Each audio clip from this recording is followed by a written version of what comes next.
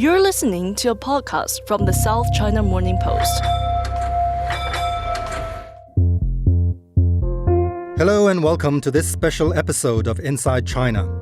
I'm Yonden Lhatoo, managing editor of content here at the South China Morning Post and host of Talking Post, our signature interview series. You're about to hear from Cui Tiankai, China's longest-serving ambassador to the US.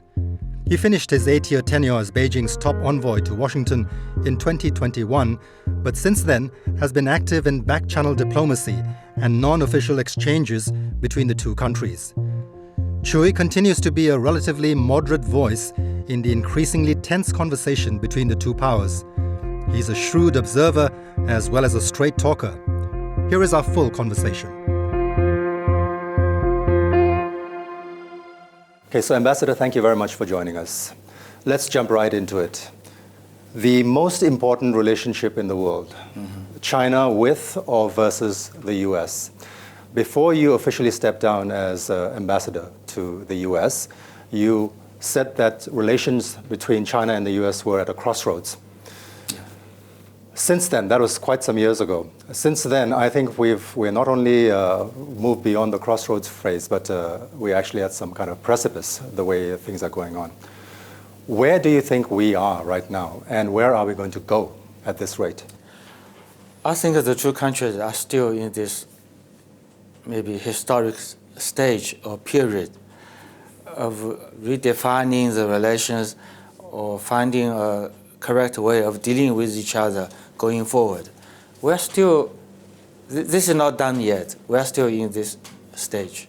But that's a long time to spend just figuring out how to go, and given all the risks and the potential pitfalls.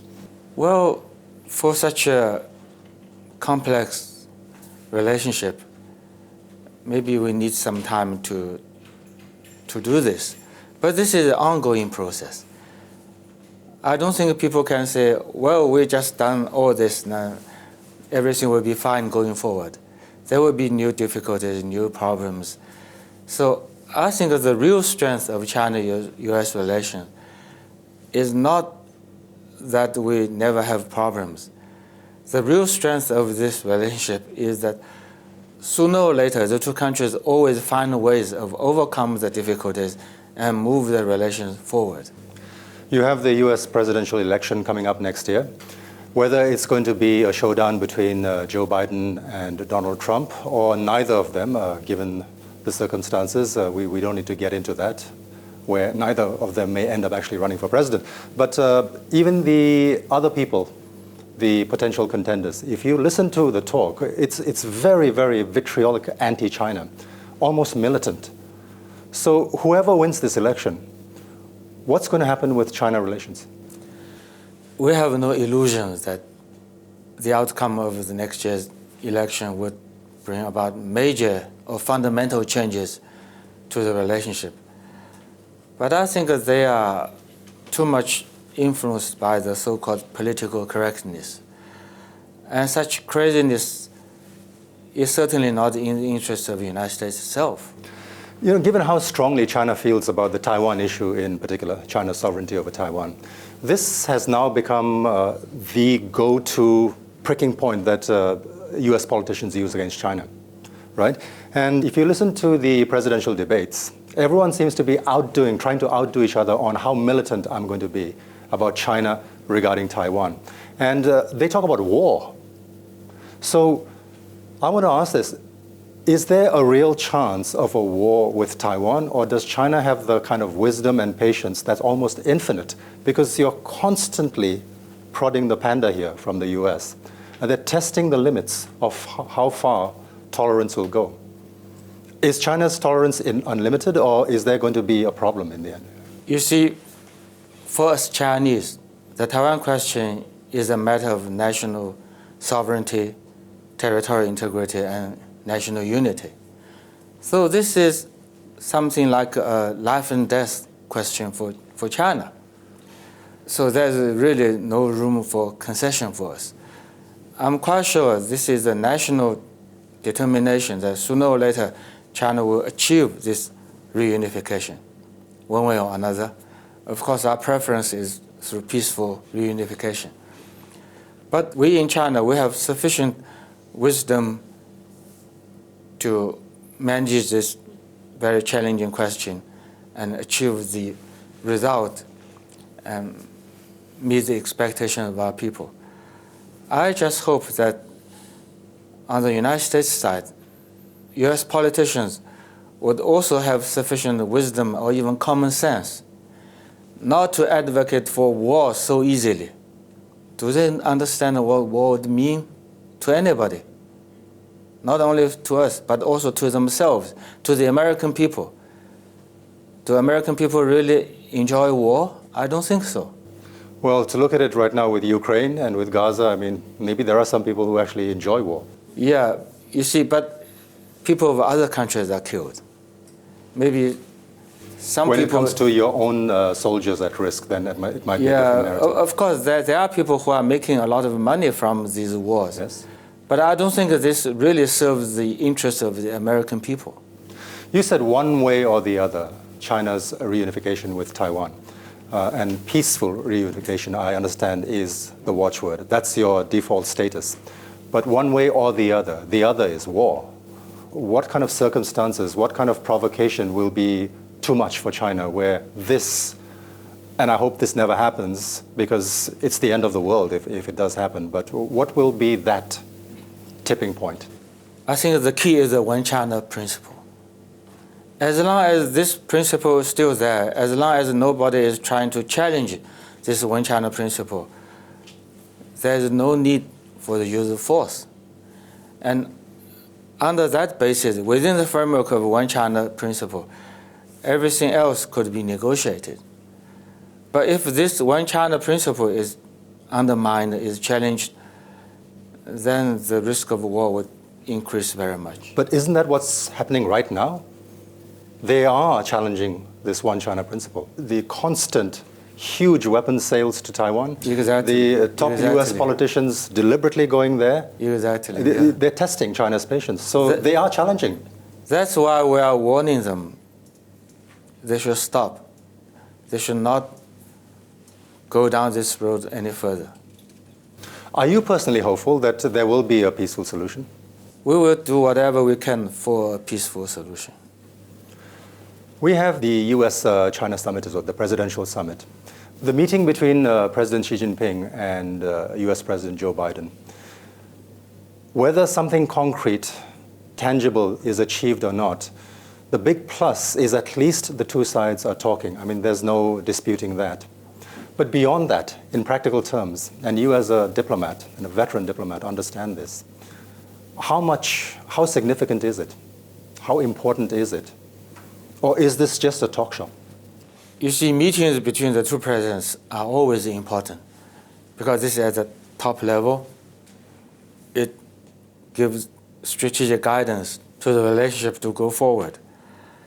You see, almost every time there will be a number of agreements, that areas where we could have further cooperation and better coordination. There are always these things. But what is even more important than such specific areas is the mutual understanding that the two great countries have to find the right way of dealing with each other. We should not have confrontation or conflict. We should not see each other as enemies or rivals or even so-called competitors.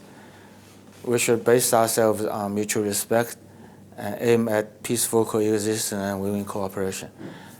This kind of progress, the mutual understanding, I think that these things are even more important than cooperation in specific areas. You know, when you talk about mutual understanding and respect, the former Australian Prime Minister, Paul Keating, he made some very interesting points. And his main beef with the way the world is going right now is the lack of diplomacy. That there used to be a time when countries like China and the US would not agree with each other on fundamental principles. Mm-hmm. But there was a basic courtesy, there was a talk, the whole word diplomacy. And he was bemoaning the loss of that diplomacy is gone. Now, when a wise man like that talks, you're instantly shut down and you're instantly shouted down. So, he's been nicknamed Peking Paul. He's some big sympathizer with China, whereas he was just talking about diplomacy has gone. Do you find that? I think diplomacy is very much challenged by a number of things. First, the rise of nationalistic sentiments in many parts of the world. Number two, the growth of social media. Everybody is speaking up, and some people do this in a not so responsible way. So diplomacy is very much challenged, but still I think the world needs diplomacy. You're not officially holding a position in terms of diplomacy anymore, but you're an elder statesman, and I'm not referring to your age. You're an elder statesman when it comes to back-channel diplomacy. You're doing some important work, networking with people, and the whole point of it is to have the conversation going so that the relationship doesn't collapse. So from your back-channel diplomacy, our colleagues have gone to the US and they've spoken to important and influential people. And the impression they get, the distinct impression, is that when these officials, these academics, these influential people talk to us, they are quite understanding of what's going on. And the rhetoric, the narrative is very different from what you see in the media and what the politicians say, because that is just a race to the bottom on who can be the most anti-China. So when you talk in your diplomatic channels, is it the same thing that they will say the things that you would like them to say, and there's a polite conversation and there's a civilized discussion, but the minute they have to face the cameras, there's a certain narrative they have to take, so that's it?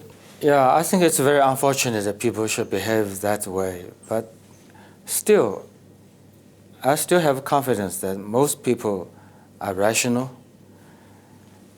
You see, a few days ago, I met with Professor Joseph Nye in San Francisco. I suggested to him, I said, Professor, you propose the idea of soft power, smart power. Maybe we could have one more term, wise power. And I still believe that sooner or later, the voice of reason would prevail. Moving beyond the China-US relationship, China's relationship with the wider world, China has been making a lot of moves in terms of playing a peacemaking role. Right? You saw that with its efforts in Ukraine. And now the Ukraine war is very much underway, and people seem to have forgotten that, but it's still going on. But now all our attention is focused on what's happening in Gaza and what Israel is doing to Gaza, and these thousands of people being killed and carpet bombed. Do you realistically believe that China can play some role there where we can have peace in the Middle East, or is this just wishful thinking, given the huge credibility deficit that China has? Not necessarily China's fault, but there is a credibility deficit where people can't take seriously that China is a peacemaker. I don't know why people can't take it seriously. We have been advocating for peace all along, whether on Ukraine situation, on the Middle East, or elsewhere. I told my American friends, when you started the war in Kosovo, we emphasized respect for national sovereignty. We want to have peace. When you invaded Iraq, Syria, Libya, we made the same points. Now on Ukraine, you are reading our talking points. But this has been our consistent position all along. And you see this month, the month of November, China is president of the Security Council of the United Nations. Our ambassador there, he is a longtime colleague and friend of mine. He's making his utmost efforts, try to promote peace, try to help the council to pass resolution for peace, for ceasefire. Of course, he's running into great difficulty, but he's still making his utmost efforts. And besides, China now is the largest troop contributor to all the United Nations peacekeeping operations. We are the second largest fund contributor to all the UN expenses. So we are making real efforts. We are doing all these real things for global peace and development. If you listen to the global narrative, especially in the mainstream media, you hear this phrase all the time, the China threat. It's always the China threat. The China threat this, China's behavior, China's threat, the China threat. Can you explain to our audience how much of a threat China really is or not? I think it's up to them to explain why they have such a bias. Well, they look at what China is doing in the South China Sea, for example. First of all, if you look at the map, South China Sea is far from the United States. It's just at China's doorstep. And we have long-standing position on the sovereignty over some of the islands. And actually, without interference from United States or other countries, between China and the ASEAN claimant countries, we've had years of peaceful negotiations, and we worked together on the Declaration of Conduct. Now we are working on the Code of Conduct. So without external interference, it's quite possible for China and the relevant ASEAN countries like the Philippines, Vietnam, Malaysia, to manage the situation, maybe gradually find a solution to territorial disputes. But with external interference, especially with mounting military activity, military presence of the United States in the region, things are getting much more complicated and much more difficult to solve. I mean, I think you can grant China this much, which is when it comes to the China threat. China doesn't have hundreds of military bases surrounding other countries. Exactly. China doesn't have a warship off the coast of California, but the US does off the coast of China. Right? Yeah. But when you're talking about peace, this term that is becoming a little more fashionable now, the Global South. So the Global South as a force for change, a force for peace, and a force to counter the dominant narrative of the West. Do you believe in this Global South alliance? Yeah, China has always been part of the Global South. So we are part of the Global South. We stand together with them on most of the global issues, and we do have common interests. But being a part of this Global South, India is also a part of this equation. And both India and China, you have 1.5 billion people each. But India and China are not getting along. So that is a real detriment to this, what could be a real force for change, couldn't it? Well, the so-called Global South has so many countries. And of course, these countries do not always see many things eye to eye with each other. There are differences among the developing countries themselves. But I think on the global stage and in the long run, we have a common goal that we should make the international order more equitable, more just, and reflecting and responding to the needs and aspirations of the developing countries more. When it comes to the China-India relationship, allow me to talk about my personal stake in it. So I'm a Chinese citizen. I'm a Hong Kong resident, but I was born in India. So I'm among these many people that when I need to go home to India to visit my loved ones, there is always some visa issue. And this is the trickle-down effect of politics being played at the top. And the victims are people like me. And there are hundreds of thousands of people like me, not just Chinese people who need to go to India for various reasons. I have loved ones here, and I have loved ones across the border there as well. It's the same thing with hundreds or thousands of Indian people who need to go to China. And these are people on the streets. These are working people. These are business people. These are academics. And they need to get along on a practical level. So why can't these two countries get along? Well, we have a very complicated relationship with India. But I think that, to be fair, China never provoked anything. We never initiate.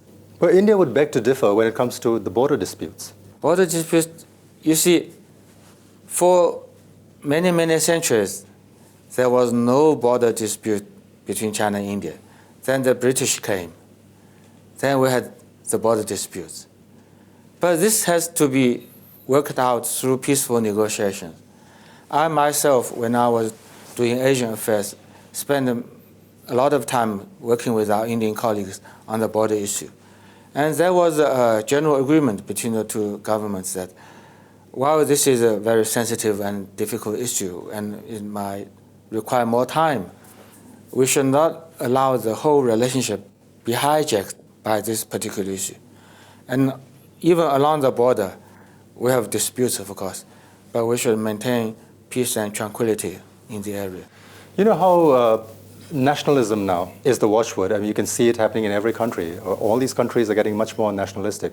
You see a lot of that in the US. The belligerence against China is just based on that. There's a lot of that in India as well. But it's happening in China as well. So on the one hand, people being patriotic and standing up for their country's rights. But on the other hand, nationalism can be hugely counterproductive. So it can lead to war. So is there a danger even in China that nationalism can drown the voices of reason? Because so far you've seen reason on China's, you've seen patience from China's side. But I go back to my original question, even when it comes to Taiwan. What are the limits? And especially with the nationalist voices rising. Well, you see, I cannot speak on behalf of other countries, but for China, so far, you see, China is a big country. We have 1.4 billion people, so there are all kinds of views. Some people could go to extreme. But I think on the whole, most of the people are still rational people, and especially for the government, for the leadership. They have a clear understanding of China's real interests, the long-term national interest. And still, the policies are very realistic, very constructive, based on their very accurate perception of China's reality and China's needs going forward. So I'm not very worried about China itself. I'm quite worried about some of the other countries. But of course, there are very sensitive, very important issues like the Taiwan question. Again, as far as national unity and sovereignty is concerned, this is a life and death for all Chinese. So we have to be prepared to do anything to defend our national sovereignty, and sometimes even make big sacrifice. But this core interest outweighs everything else. Let's talk about technology a little bit, artificial intelligence. You know that the US and its allies are determined to curb any growth and any progress in terms of what China is doing in technology, artificial intelligence in particular. Do you have any views about how China is going to overcome this and how China can make a meaningful contribution to the rest of the world with AI, not only to itself? I think technological progress, including in particular AI, should serve the interests of the entire human race. So all countries, all nations in the world should be able to benefit from such a technological progress. I don't think anybody should try to have a monopoly over this or try to make this new technology serve very narrowly defined their national interests. And we also need international rules. We maybe need the United Nations. But between China and the United States, we are ready to have communication with the US, whether between governments or between business or think tanks. First of all, to promote some good understanding of this new technology. There's a lot of illusions or stories or misunderstanding of this new technology, what this can do and what this should do. And how can we manage this as such progress? How can we make sure that the new technology will really serve the interests of human beings? In other words, we should not allow AI or any other technology to be master of the human race.